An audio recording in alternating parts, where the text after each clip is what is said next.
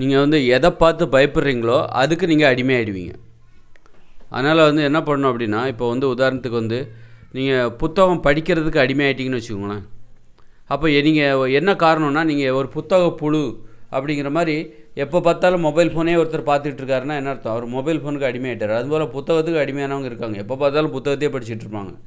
மனுஷங்களை அந்தளவுக்கு அவங்களுக்கு பிடிக்காது. அப்படின்னா என்ன அர்த்தம்? புத்தகத்தை பார்த்து பயப்படுறாங்கன்னு அர்த்தம். அதுலேருந்து விடுபட முடியல, அதுக்கு அடிமையாயிட்டாங்க. இப்போ ஒரு மனைவி வந்து கணவனுக்கு பார்த்து பயப்படும்போது என்ன அடிமையாயிடுவல்ல. அப்போது ஏன் அடிமையாகிறா? கணவனை பார்த்து பயப்படுறா, அதனால தான் அடிமையாகிறா. அது மாதிரி புத்தகத்துக்கு அடிமையாகிறவங்க, மொபைல் ஃபோனுக்கு அடிமையாகிறவங்க, இவங்க மொபைல் ஃபோனை பார்த்து பயப்படுறாங்க, அதனால தான் மொபைல் ஃபோனுக்கு அடிமையாகிறாங்க. புத்தகத்தை பார்த்து பயப்படுறாங்க, அதனால தான் புத்தகத்துக்கு அடிமையாகிறாங்க. அப்போது எப்படி இந்த மொபைல் ஃபோனுக்கு நம்ம அடிமையாகாமல் இருக்கிறது எப்படி? அது நம்ம அடிமைப்படுத்தாமல் எப்படி இருக்கணும்?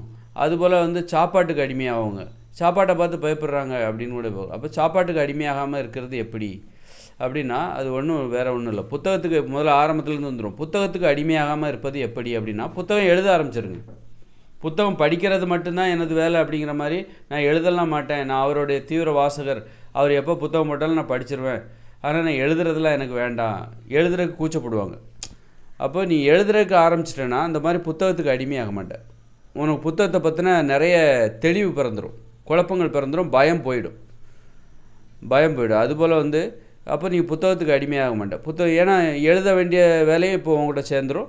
முன்னாடி புத்தகத்தை படிச்சுட்டு மட்டுமே இருந்தால் இப்போ எழுதவும் ஆரம்பிச்சிட்டு. அதுபோல் வந்து நீங்கள் மொபைல் ஃபோனுக்கு அடிமையாகிறீங்கன்னா அதுலேருந்து நீங்கள் விடுபடணுன்னா என்ன பண்ணணும் தெரியுமா? எப்போ பார்த்தாலும் மொபைல் ஃபோனே பார்த்துக்கிட்டு இருக்கீங்களா, இப்போது மொபைல் ஃபோனில் வீடியோ போட ஆரம்பிச்சிருங்க.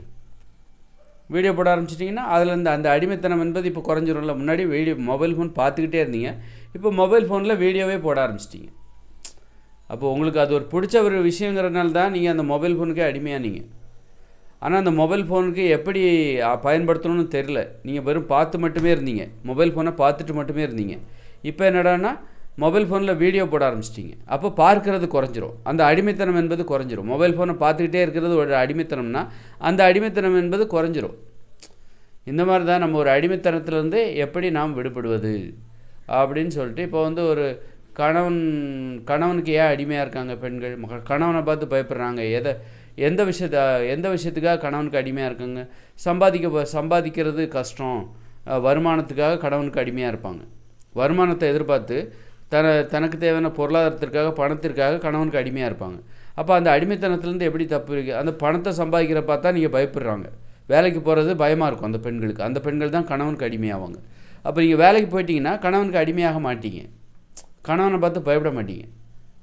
இந்த மாதிரி நம்ம எதுக்கு அடிமையாகிறோமோ அதுக்கு நம்ம அதை பார்த்து நம்ம பயப்படுறோன்னு அர்த்தம். அந்த பயத்தை போக்கணும்.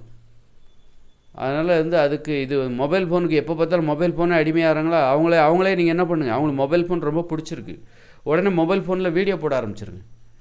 ஏன்னா அதுவே இன்றைக்கி வருமானம் தருகிற ஒரு தொழிலாக இருக்குது. உங்கள் பையனோ உங்கள் பிள்ளைகளோ வந்து யாராவது உங்களுக்கு தெரிஞ்சவங்களோ எப்போ பார்த்தாலும் மொபைல் ஃபோனே பார்த்துட்ருக்காப்புல அப்படின்னா, அப்போ அவருக்கு மொபைல் ஃபோன் ரொம்ப பிடிச்சிருக்கு.